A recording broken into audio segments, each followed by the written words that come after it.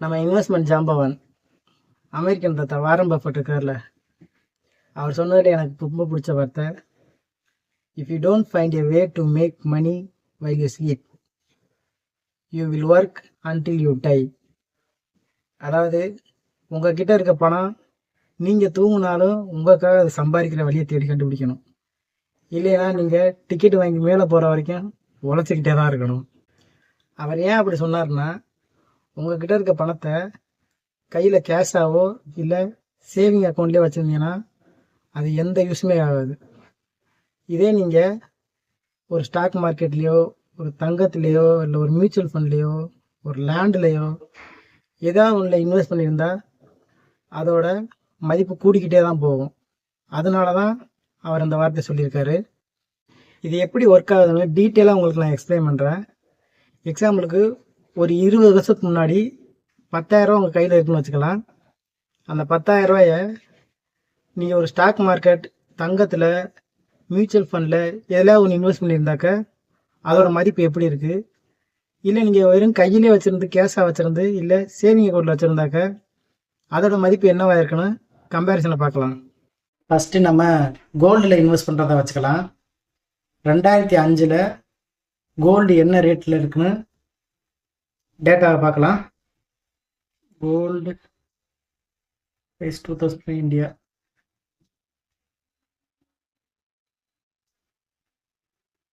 $2005 7,000 ரூபா இருந்திருக்கு. 24 carrot 10 gram gold 7,000 ரூபா இருந்திருக்கு. ரெஃபரன்ஸுக்கு நம்ம இன்னும் 2 சைட்டையும் ஓப்பன் பண்ணி பார்த்துக்கலாம். பேங்க் பஜாரு, பேடிஎம்மு, க்ரோ 3 சைட்டை ஓப்பன் பண்ணிக்கிறேன். பேங்க் பஜாரில் வந்துட்டு பேங்க் பஜாரில் சேம் 24 கேரட்டு 10 கிராம் அதுதான் இங்கேயும் ஷோ பண்ணுறாங்க. 2005 சேம் 7,000 ரூபா 10 கிராம் கோல்டு 24 கேரட்டு 7,000 ரூபா. இதே பேடிஎம்மில்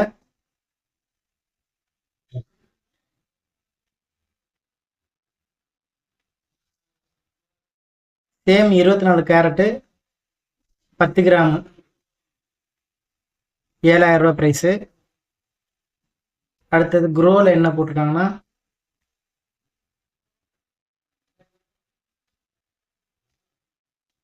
இங்கேயும் 24 கேரட்டு 10 கிராமோட ப்ரைஸ் தான் போட்டிருக்கு. 2005 சேம் 7,000 ரூபா. அப்போ நம்ம 7,000 ரூபாய்க்கு எவ்வளோ தங்கம் வாங்கியிருக்கலாம்னு கால்குலேட் பண்ணலாம்.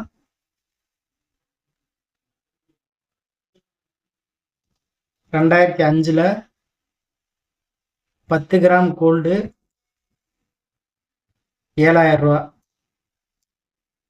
அப்போ 1 கிராம் கோல்டு வந்துட்டு 700 ரூபா.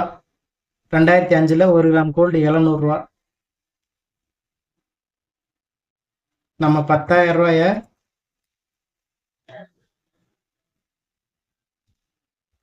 இன்வெஸ்ட் பண்ணியிருந்தா நமக்கு எவ்வளோ கிடச்சிருக்குன்னா 14 கிராம் 29 மில்லி நமக்கு கையில் கிடச்சிருக்கும். இந்த 14 கிராம் 29 மில்லியை இன்னைக்கு ரேட்டுக்கு இதோட வேல்யூ எவ்வளோ இருக்குன்னு பார்க்கலாம். கோல்டு ப்ரைஸ் டே இன்னைக்கு ரேட்டுக்கு பியூர் கோல்டு 24 கேரட் கோல்டு வந்துட்டு 1 கிராம் 11,160 ரூபா இன்னையோட மதிப்பு. அப்போ நம்ம 2005 நம்ம இன்வெஸ்ட் பண்ணும்போது 10,000 ரூபாய்க்கு 14 கிராமு 29 மில்லி நம்ம கையில் கிடச்சிருக்கோம். இன்னைக்கு 1 கிராமோட ரேட்டு வந்துட்டு 11,160 ரூபா. 11,160 ரூபா.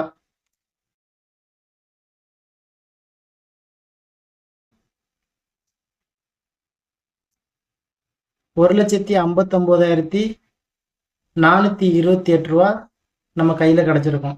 2005 நீங்கள் இன்வெஸ்ட் பண்ண 10,000 ரூபா 1,59,000 இன்னையோட மதிப்புக்கு மாறி இருக்கும். ரெண்டாவது இன்வெஸ்ட்மெண்ட்டாக ஒரு ஸ்டாக் மார்க்கெட்டில் இதே 10,000 ஒரு ஸ்டாக்ல இன்வெஸ்ட் பண்ணியிருந்தா என்ன இருக்குன்னு பார்க்கலாம். நான் எல்லாருக்கும் தெரிஞ்ச கம்பெனியான ஐடி கம்பெனி இன்ஃபோசிஸ் ஸ்டாக் எடுத்துக்கிறேன். இப்போ 2005 என்ன ப்ரைஸுக்கு வாங்கியிருக்கோம் பார்க்கலாம். இன்ஃபோசிஸோட ஹிஸ்ட்ரி டேட்டா செக் பண்ணி பார்ப்போம். Infosys share price history. Stock மார்க்கெட்டை ரொம்ப ட்ரஸ்டபுளான வெப்சைட் வந்து இந்த investing.com. இதில் ப்ரைஸ் டேட்டா எல்லாமே சிம்பிளாக ஈஸியாக இருக்கும். இதில் வந்துட்டு டேட்டா செக் பண்ணி பார்க்கலாம். நான் ரேஞ்ச் வந்து டெய்லி ரேஞ்ச் சூஸ் பண்ணிக்கிறேன். வீக்லி மந்த்லி இருக்குது, நான் டெய்லி ரேஞ்ச் சூஸ் பண்ணிக்கிறேன்.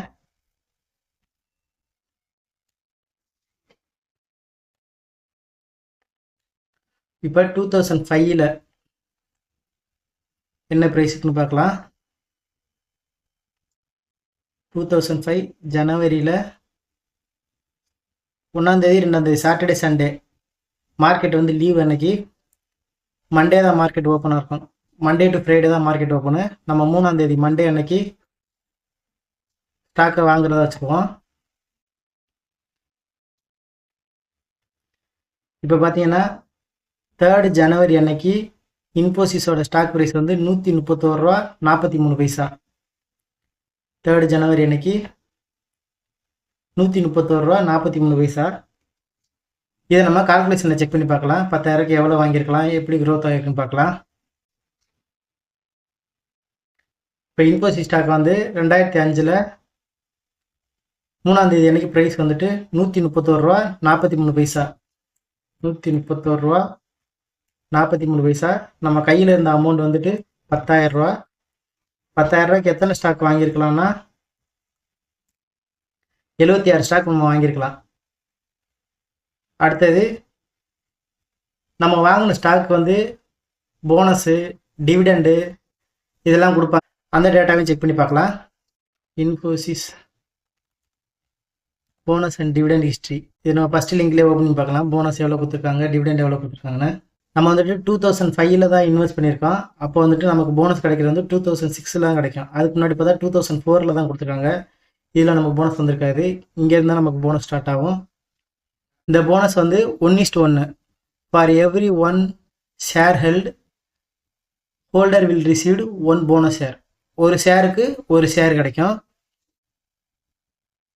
10th October 2014 1:1 கொடுத்துருக்காங்க. 15 கொடுத்துருக்காங்க. 2018 கொடுத்துருக்காங்க. அடுத்ததாக டிவிடெண்ட் எப்போலாம் கொடுத்துருக்காங்க, எவ்வளோ அமௌண்ட் கொடுத்துருக்காங்கன்ற ஹிஸ்ட்ரி டேட்டாவை பார்ப்போம்.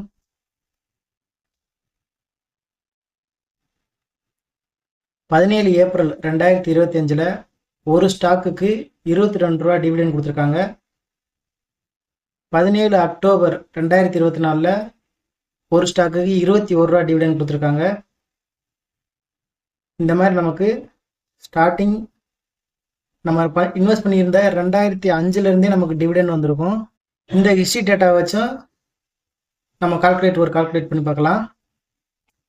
நம்ம 10,000 ரூபாய்க்கு 76 ஸ்டாக்கு வாங்கியிருக்கோம். 2005 வந்து நமக்கு 6 ரூபா 50 பைசா.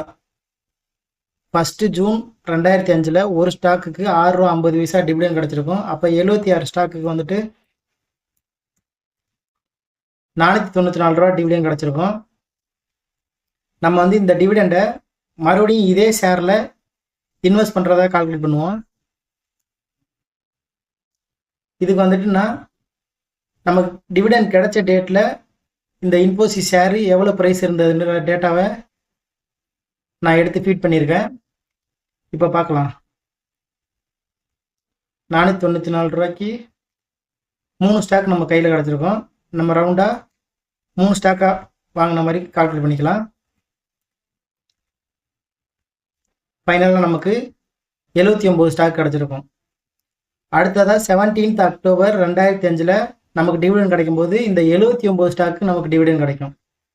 அப்போ 79 ஸ்டாக்கு வந்துட்டு 6 ரூபா 50 பைசான்னு கால்குலேட் பண்ணால் 514 ரூபா கிடைக்கும். நம்ம மறுபடியும் இதே ஸ்டாக்கில் இன்வெஸ்ட் பண்ணுறோம். மறுபடியும் நமக்கு 3 ஸ்டாக்கு கையில் கிடைக்கும். மொத்தம் நமக்கு 82 ஸ்டாக் கையில் கிடைக்கும். இந்த 82 ஸ்டாக்கு நம்ம போனஸ் அனௌன்ஸ் பண்ண டேட்டில் வந்துட்டு அப்படியே டபுள் ஆகும். 14 ஏப்ரலில்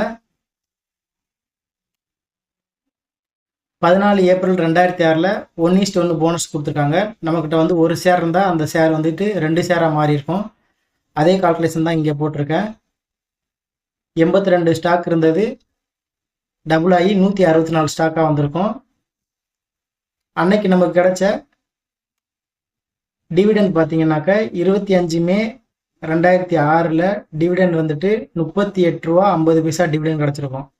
அப்போ நமக்கு போனஸ் கிடச்சதுக்கப்புறம் டபுளாக கிடச்ச ஸ்டாக்குக்கு நமக்கு டிவிடெண்ட் கிடச்சிருக்கும். அப்போ நமக்கு 6314 ரூபா டிவிடெண்ட் கிடச்சிருக்கும்.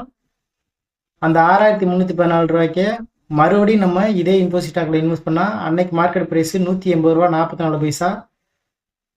திரும்ப இன்வெஸ்ட் பண்ணும்போது நமக்கு 35 ஸ்டாக் நம்ம கையில் கிடைக்கும்.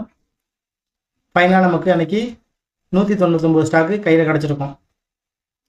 இதே நமக்கு கிடைச்ச ஒவ்வொரு நாளும் கிடைச்ச டிவிடெண்ட் அமௌண்ட்டை திரும்ப இதே ஷேரில் இன்வெஸ்ட் பண்ணுற மாதிரி காட்டிச்சிருக்கேன். இந்த 562 வந்துட்டு போனஸ் கிடச்சதுக்கப்புறம் 1124 கிடச்சிருக்கும். ஏன்னா அவங்க கொடுத்த போனஸ் எல்லாமே 1:1, ஒரு ஷேருக்கு ஒரு ஷேர் போனஸ் கொடுத்துருக்காங்க. அப்போ வந்து 562 இருக்கிறது அப்படியே டபுளாக 1124 இருக்கும். சேம் அதே டேட்டில் வந்துட்டு 15/6/2015 ஒரு ஸ்டாக்கு 29 ரூபா 50 பைசா டிவிடெண்ட் கொடுத்துருக்காங்க. அப்போ நம்மக்கிட்ட 1124 ஸ்டாக் இருக்கும். 33,158 ரூபா நமக்கு டிவிடெண்ட் கிடச்சிருக்கும். இந்த டிவிடெண்ட் அமௌண்ட்டு 33,158 இதே ஸ்டாக்கில் திரும்ப ரீஇன்வெஸ்ட் பண்ணுறோம். அடுத்த போனஸ் டேட் வந்துட்டு 16 அக்டோபர் 2018. அன்னைக்கு வந்துட்டு 1330 ஸ்டாக்காக இருக்கும். நமக்கு கிடைச்ச டிவிடெண்ட்லாம் திரும்ப ரீஇன்வெஸ்ட் பண்ணால் இந்த 1330 ஸ்டாக் வந்துட்டு 2660 ஸ்டாக்காக மாறி இருக்கும். ஃபைனலாக நம்ம கிடைச்ச அமௌண்ட்லாம் திரும்ப ரீஇன்வெஸ்ட் பண்ணும்போது ஓவரால் நமக்கு கிடைச்ச டிவிடெண்ட் மட்டுமே 17,51,000 ரூபா டிவிடெண்டாக நமக்கு கிடச்சிருக்கும். இதை திரும்ப ரீஇன்வெஸ்ட் பண்ணி ஓவராலாக அன்னைக்கு நமக்கு கையில் வந்துட்டு ஸ்டாக்காக இருந்தது 3791 ஸ்டாக்காக நம்மகிட்ட அக்குமுலேட் ஆகி நின்றுருக்கும். இன்னைக்கு கரண்ட் டேட்டில் இந்த 3791 ஸ்டாக்கை கரண்ட் ப்ரைஸோட செக் பண்ணி பார்க்கலாம். இன்னைக்கு வந்துட்டு 1543 ரூபா 90 பைசா இந்த இன்ஃபோசிஸ் ஸ்டாக்கோட ப்ரைஸு. 1543 ரூபா 90 பைசா. இதை 3791 ஸ்டாக் நம்ம கையில் இருக்குது. கடைசியாக இந்த ரேட்டோட கால்குலேட் பண்ணி பார்த்தோம்னா ஃபைனலாக நம்மக்கிட்ட இருக்க வேண்டியது 58,52,924 ரூபா நம்ம கையில் இருந்திருக்கோம். இதுதான் பவர் ஆஃப் இன்வெஸ்ட்மெண்ட். நீங்கள் எதுலேயுமே இன்வெஸ்ட் பண்ணாமல் கையிலே கேஷாக வச்சுருந்தீங்கன்னா கண்டிப்பாக நம்ம கேஷாக வச்சுருக்க மாட்டோம். ஒரு வாரத்தில் செலவு பண்ணியிருப்போம். இல்லை நான் சிக்கனமாக தான் இருப்பேன், கரெக்டாக நான் வச்சுருப்பேன் காசை அப்படின்னு நீங்கள் சொன்னீங்கன்னாக்க இன்ஃப்ளேஷன், அதாவது விலைவாசி ஏற்றம். 20 வருஷத்துக்கு முன்னாடி 10,000 ரூபாய்க்கு உங்களால் வாங்க முடிஞ்ச பொருளை அதே அளவுக்கு 2025 10,000 ரூபாய்க்கு உங்களால் வாங்க முடியாது. ஏன்னா எல்லாத்தோட விலையும் அதிகமாக தான் ஆயிருக்கு. அப்படின்றப்போ அந்த 10,000தோட மதிப்பு கீழே தான் போயிருக்கு தவிர அதிகரிக்கலை.